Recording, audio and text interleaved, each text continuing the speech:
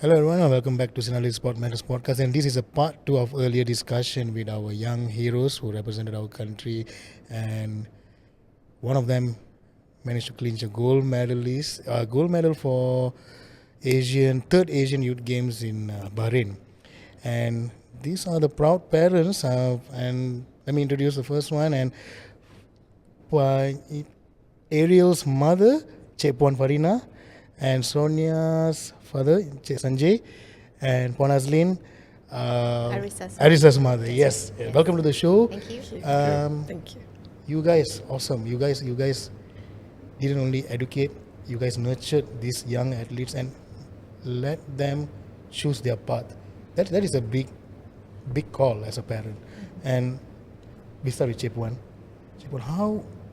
Just now I remember Ariel mentioned that her parents and the coach has been strong figures when it comes to her progress. And when did you know that this is the right path for them? For her, sorry, Ariel. Yeah. Okay, she has been riding for quite a while since small because of the father. I'm not actually, if you ask me, I'm not so keen with her all this with the Okay. horses. But I think it was last year, early last year when she first went to Pattaya for the first competition under Malaysian Junior, and she was a champion out of the blue. You know, the first who brought back a trophy for Malaysia actually for the young rider. So that's where she started. When she saw that first trophy, and she slept with it, and then suddenly she said that I think this is what I want to do. And I had discussion with my husband. He said, "This is what she wants to. What do you think? If she like it, then we just help and nurture her in a way that what we can do as a parents." And as you know, it's not cheap, affair. But when we use like school horses and our own horses as well, and then I think towards last year or this year we bought our own horse. This year, I think last year, I can't remember. We bought our own horse for her. The father feel like I think she need her own horse. Is there a name for the horse? Yes, it was actually the Korean horse. Korean horse. Okay. We- It's okay. It's okay. yeah. All right. All right. And she almost became a polo player thanks to you. Yes, I stopped her. Yes, it did. And Sanjay, how does it feel to be a parent of an athlete? Parent of an athlete. Yeah. Basically, because of this sport, this equestrian sport compared to football or equestrian, the sport is dangerous, especially show jumping. Yeah. There are times that I cannot watch her jump, right? Especially as the heights go up, right? So, but I'm very proud of her ability, and I think it built her character in terms of, they fall many times. And it's very easy to give up, right? But to get up and go on, that's something I'm happy to see that she's building her character that way. And all we do is we just support, right? So I think there's more to that. Yeah, You just yeah. simplified by just saying Yeah. support. Correct. And Puan Azlin, same question as I asked Ariel's mother earlier. When did you realize that this is it? This is the right path? For Arisa, she started at a very young age, at the age of 6. In fact, when she was little, at the age of 3, 4, Mommy, I want a horse, I want a horse, I want a horse. But we couldn't send her up for any lessons yet because she wasn't able to take instructions. So at the age of 6, finally on her birthday, a day before her birthday, we said it's okay, for your birthday present, we'll sign you up for lessons. So she wrote, she started doing dressage and all that for a couple of months. And then she won, she got second place, third place and all that. I said, okay, there's some talent in there, right? So she started riding, and then one day she fell at the age of 6 plus, and she stopped riding completely, And then out of the blue, in 2021, she says, Mommy, I want to ride again. My heart just dropped because I remember that fall very clearly. She was so tiny at the age of 6, falling off a big horse, and the fear in her. And I said, are you sure you want to ride again? And then she says, yes. I said, okay, let's do this, right? So we signed her up in Kiara, riding club horses similar to Cik Puan, Ariel, as well as I think Sonia as well, right? And then she started competing, and then we saw like, oh, okay, she was able to get placements in podiums. So I said, okay, there's something there, you know. And then as we progressed, the height progressed, and she was getting better and better. And said, okay, you know what? Maybe this is time. Let's just invest in a horse. So in 2023, we decided to buy a horse. So she has one horse called Heaven, and ever since it has been quite a positive trend for her. So she went to many shows. Like today, she's already jumping a meter 10. Another event that I saw her potential was when we both Ariel and Arissa went to Korea. I mean, they were riding amongst the top young riders as well, and Arissa came in 4th out of, I think, 18 or 20 riders, maybe, right? Checkpoint? More, right? And then Ariel came in 5th, and now we look at our girls, it's like, you know what? They've got talent. There's something in them, you know. So here we are. We just support and push as much as we can. Like Sanjay said as well, it's not exactly the cheapest sport. I'm like, why did you take up, you know, badminton or chess or something, right? But no, the passion is there, and you can see, you know, even Bahrain, she got a very challenging horse. She fell in her first round in the team event. It was quite a hard fall, and I said, if you don't want to continue, it's okay. She says, no, mommy. Giving up is not an option. I just need to rest one day because I can't really walk today, but I'll go in for the team event. And she went up again, you know, no tears, no nothing. She just went up again because she knew she had to do it. She wanted to do it for herself, for her team, and for the country. So there's passion there. And I'm so impressed, I'm amazed at how all of these girls, even Ellie, who's not here today, right?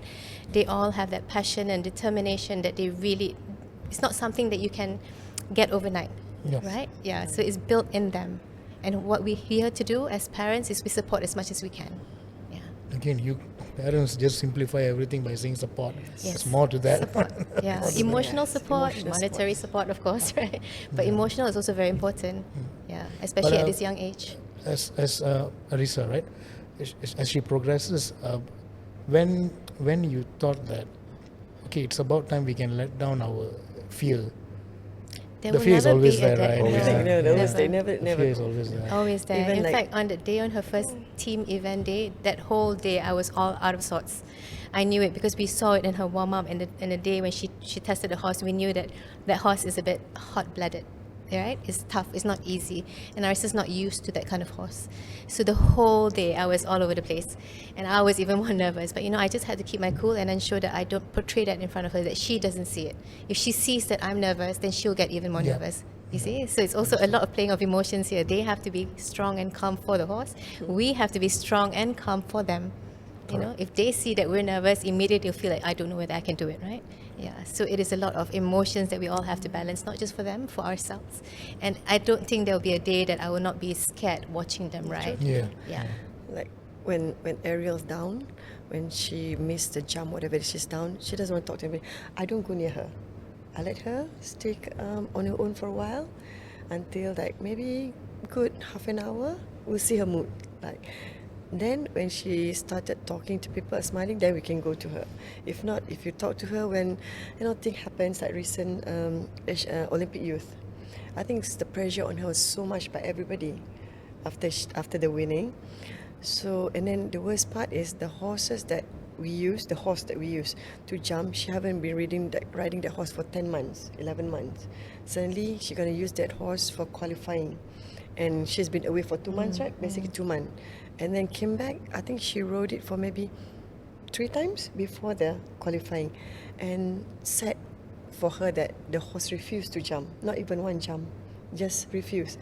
So she was a bit down that morning. She doesn't want to talk to anybody, so just let her be, So mommy, that's my calling. Yeah, that's it. You missed that, eliminated, you can't qualify anymore.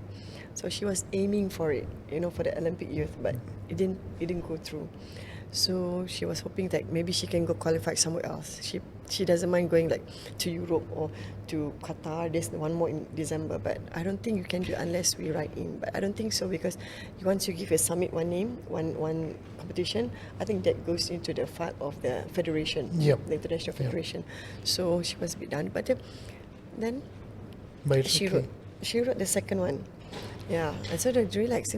You have a long way to go.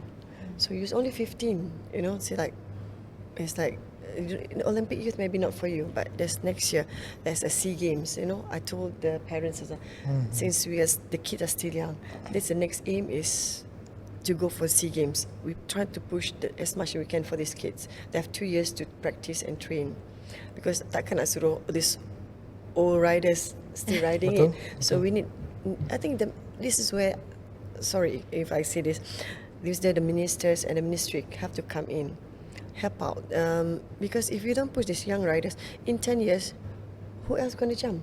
Who else going to do the dressage, jumping, eventing for these people? Because takkan nak suruh those 50 years old people to jump again, you know, to do this thing. So this I keep on pushing. The past 2 years I keep pushing association. Get the young rider, push them. Because if you don't push them, who else going to push it? Who else gonna jump for us? Who else gonna do dressage for us? Actually, is to say it's an expensive affair. It's not really expensive unless you have your own horse. When you start, I think everybody start the same thing, right? We started with the we call it club horse. The club horse, or we can just like, I have extra horse. I lease my horse to other riders if they want to. Like last time, I give it to Sonia to learn jumping higher. It's not. It doesn't cost you that much, but you know, it's where you start. You know, that's all I can say about it. Dari observation Cik Puan, kerajaan memang buat pun, bukan tak buat, tapi got a bit aggressive, I guess. Now association, our aim is pushing it. Cuma now we need the KBS, the those ministers to come out and push these young kids, because you keep pushing on like badminton. There's nothing wrong with it. You know, they're already there. But what else can we push? Like the wushu, like recently when we went to Asian Game, the Muay Thai, they have like 5 bronze. You know, that's something we can proud of as well. Those are young kids, and these are people that can bring us up all the time. Thailand, you know. Malaysia come up with bronze. It's not nothing that is. It's good. It's good. And I think satu lagi wushu kan, silver. And you know, it's like, of course, I think because when we were there, we saw the Chinese rider, 15 years, 16 years old, very strong rider. It scared us actually when we look at them, how they can handle terrible horses. Apparently, their government pushing it, you know, pushing them as much as they can. And then, to tell the truth, I met the Korean counterpart as well. You know, their Asian rider and the Asian riders, they have Asian riders all below 21 years old. They're pushing young riders, and we are not pushing the young riders now. That's the sad part. That's why we need everybody, media and the parents and the government, help out here. It's not that we want the money. We just want them to push. I think to recognize these young talents. Yeah, the young talents. You know, I mean, it is a niche sport, but look, it's the only one that came back with a gold. Yep. Right? Yep. And You know, these look girls, at Kabil. How many years? 20 years for him to get the gold. That's a lot, because nobody pushing it. Correct. Because they have to pay everything themselves. Nobody pushing them. Now I said, you see that there's a young one coming in. Every time, I think when we went to Korea, Thailand, the kids bring back a placing. It's either, if not number 1, number 3, number 1, at least top 5. at least podium. Yeah, It'll be podium. It's a top 6. podium. Yeah. Is it because the current system is a bit slow? Something need to be tweaked? This one, I have no clue. What do you think, Sanjay? I think because they are not focusing on Equestrian. sports like equestrian and all that. Look at esports, for instance, right? So suddenly that one has a medal and all that, right? So you have to move away from the conventional sports like badminton and all that. There are other sports, right? And equally talented children. Equally talented. Right? And I think, just to add, I think from the spectator point of view, in Bahrain, for instance, when Ariel won that jump off, she actually surprised the other teams because they never expected a Malaysian girl to come there and rock the boat like that, see? So that means there's possibility there. Because Ariel was also the fastest rider for every round, From day one. from the team event day 1, day 2, and individual. To tell the truth, I think when we were there, they expect I think Saudi and Kuwaitis to win the gold, the boys, you know. Basically, the girls never in the picture. Yeah. But then we came in, like Malaysian came in, the 4 girls in the team. It's like they were quite surprised, all girls, you know. And then when they saw during the training. Yeah. They're quite shocked with the Yeah, girls, yeah, managed yeah. to go through the training round. And then when we won, I think it opened up the Middle Eastern eyes, especially Saudi, the Kuwaitis. They were like quite shocked. And then, surprisingly, Ariel's now got a lot of tweet, they send text or email through his IG from the Saudi Kuwaitis and those riders asking her, hey, you can come to Saudi and ride with us, because you know how they are with the women, right? The girls, right? They're very like the levels like the girls, boys, Yep. and they don't go to the girls. When they saw Ariel, they even texted, Mommy, they asked me, can I go? They asked me to go to Saudi, go to Dubai to jump to ride with them. Even the Iraqi boys asked her, hey, I have a horse in Italy, can come and ride together, that kind of thing. It's quite a surprise for me, The Iraqis, because he's based in Dubai actually, but invited her to jump together. That's something like open our eyes actually. When we were there, everybody quite shocked with, not only Ariel, to all the riders, and then all these 3 girls, 4 girls came in like underdog and well prepared, and also we were at a disadvantage because most of them had their own horses. Yeah. You're riding Yes. your own horses because you're at home, right? Or at least in your country is nearby. You could bring your own horses. Yep. For all 4 girls, all at a disadvantage because you're And not they riding your brought, own like, horses. They're GP horses, not like normal horse. This is a GP, like the horse that jumping 150, 140. Yeah.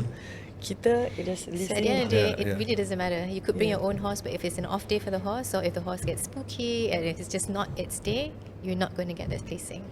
Yeah. But in this game, I think more like a mental game. Yeah. Mental. It's like if they even ask Ariel, why you not nervous? I mean, the boys asking Ariel, you're so prepared and so relaxed. I don't know. You ask my mom. I think she's already prepared me for all this. It's not I prepared. I mean, you went here, so I think she cried a lot of times. But I said, you have to deal with it. You can do it. Do it. I don't care. You cry or you fall. That's how you do it. I cannot go and pick you up all the time. If you don't learn now, you can't compete internationally. Seriously, because compete international and borrowed horses different kind of mental game. Very much different. I think when we saw Sonia, she broke down. We were so scared. We were like, oh my God, she's okay. She's okay. But alhamdulillah, the second day, she was okay. It's like it's all mental game. It's a real mental game. Okay, Japan, with this, I have think last 2 minutes. As a parent of this fantastic athletes, what is your advice or message to other parents? I think Sanjay or Azlin would like to. I think for me, especially, I think can listen to your children as well. When there's a passion in them, don't just push it aside because of what we want them to do. Support them where you can, because sometimes maybe the persistence, if they're asking for the same thing over and again, maybe there's something there. At least let them try and see where it takes them. Don't give up or don't shove it immediately. Listen to them at least. These kids in today in this generation have a mind of their own. They know what they want to do as compared to maybe when I was younger, right? So I think the best we can do is listen to them and support them. Yeah. Thank you. Sanjay? For me, I mean, I never got a chance to play anything at any level. Right. So basically, if like let's say for Sonia, she wants to, and especially if she got passion in it, because she's tried football, taekwondo, all these things, but only one thing stuck, the most dangerous one, right? So I just facilitate and encourage, and there are many parents out there with all children also in equestrian, right? So everybody, we are supporting each other, right? That community is important. Yes. Like Cik Puan mentioned, for us, I think the guiding light here is actually for Cik Puan, right? Without her assistance, the sport wouldn't move the way it's moving, right? So that's why we need a lot of momentum, right? To be able to achieve things. Thank you, Sanjay. Cik Puan? I think maybe because I have 2 kids that very much into this sport. Actually, Ari got a younger sister, as Iman. She's also quite talented. She just won, I think, a 3rd place in Jeju recently. She came back, and she made it. She managed to go to jump off, but then she and the sister's like different attitude. She's a bit more kiasu compared to the sister. Ariel's more like relaxed, composed. This one, she need to win. If she doesn't win, it's not her style, isn't it, Iman? Yeah, she's more aggressive. Like I say, as a parent, I think I'm happy now with our own communities. I think the Equestrian communities, slowly parents coming. And I think, I don't say it's a niche market, whatever it is. And some of them, it's not like from well-off family, no. It's a normal family. But the support from everybody, I think. And if you don't have the horse, maybe I have more horses than the rest.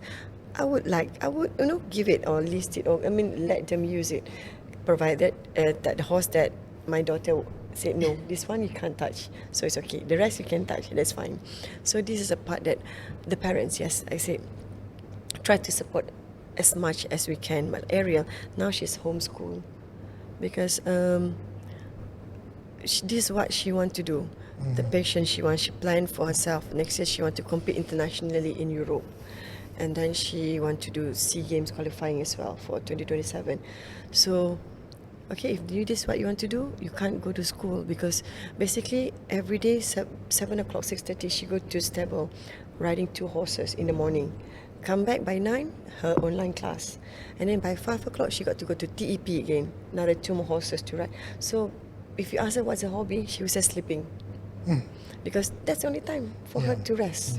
So, like I said, when you decide on this, like the parents, you have to really think further. Whether, I think at certain age, certain time, like I think also, I think Arisa also going to have to do the online classes as well. Sanji, I think soon he got to have to decide as well, all this kind of thing.